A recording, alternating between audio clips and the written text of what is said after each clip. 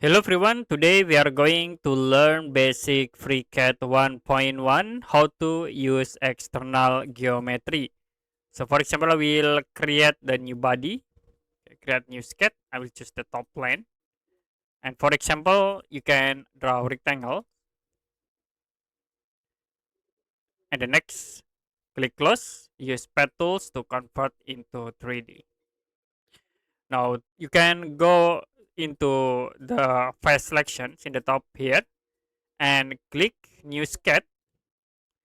After it, if you want to use the external geometry, you can click these icons, external projection, and then you can select for the reference edge, like I will click in here and at this object.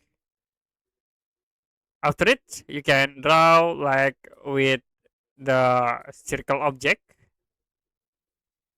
and in here we can set for the distance by using the dimension tools from points in the vertical here and also in the horizontal. Click OK. And after it, if you click close and use the pad tools to convert into 3D, the circles, it will be get some error like this. So you need to delete the external geometry.